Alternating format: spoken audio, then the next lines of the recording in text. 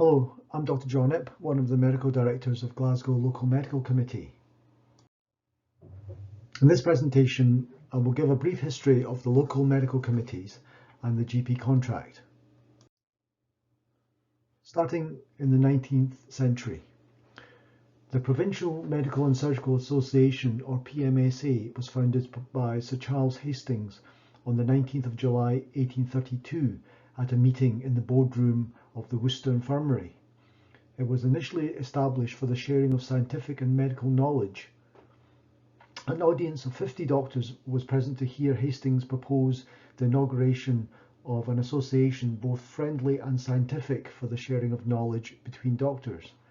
10 years after its initial meeting, the association's membership had grown to 1,350 and it had begun to publish a weekly journal, the Provincial Medical and Surgical Journal.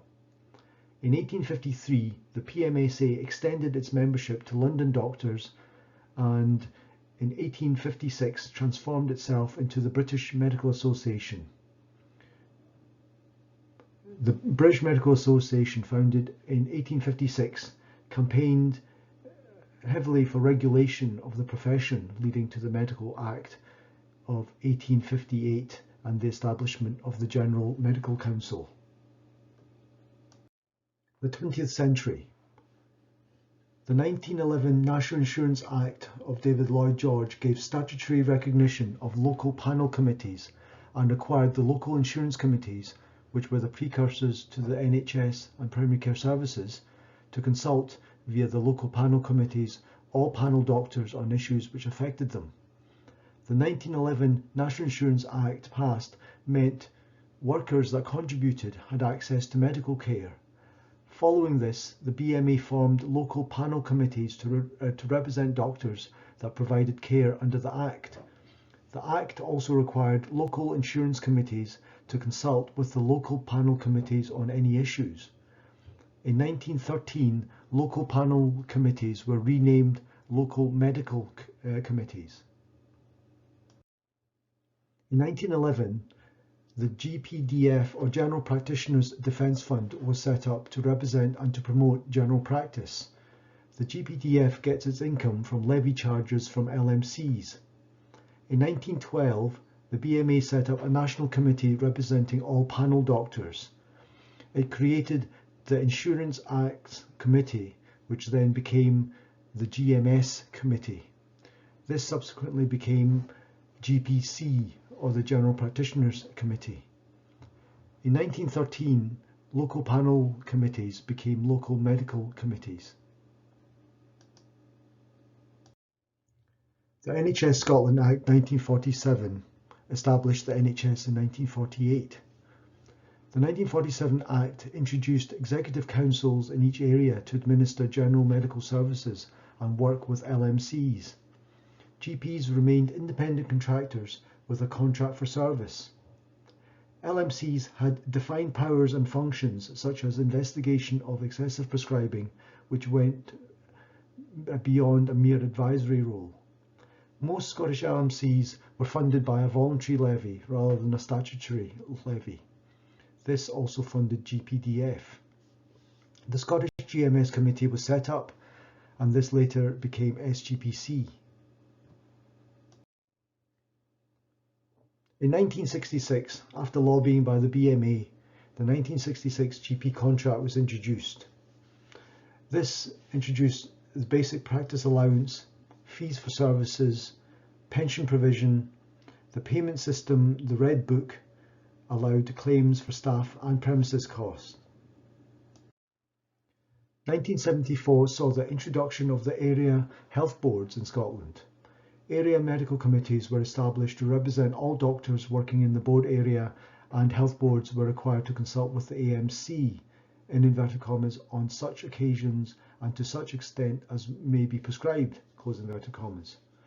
This saw the division between the statutory role of the LMC being split and delegated to the GP subcommittee. All the functions and powers of the AMC in relation to the GP contract were formally delegated to the elected GP subcommittee.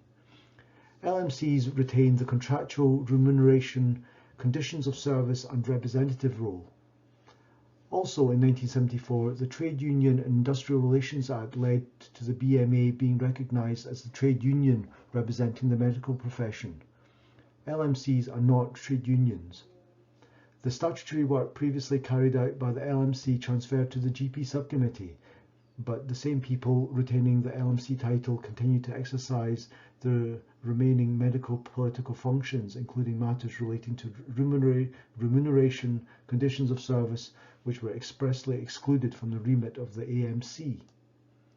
The NHS Scotland Act 1978 provided for the administrative expenses of the AMC incurred in the performance of their statutory duties to be defrayed by the Health Board, obviating the need for a statutory levy.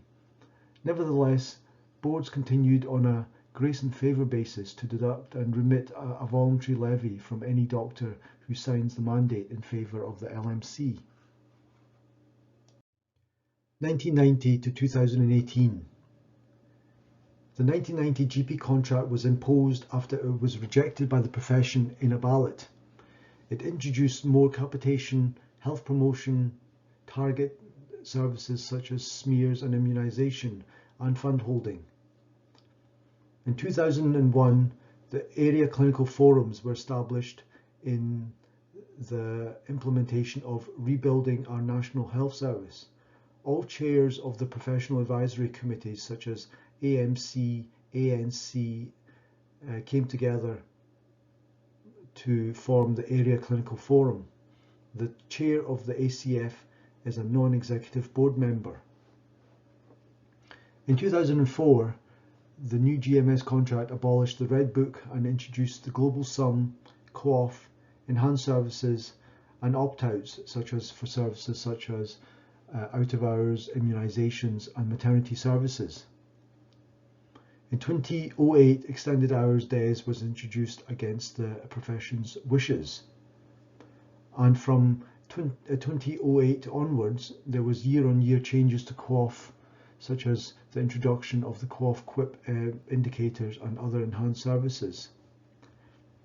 2014 in Scotland started on a more Scottish contract, which developed over the next few years, and in 2016 QOF was ended in Scotland and the transitional quality arrangements started.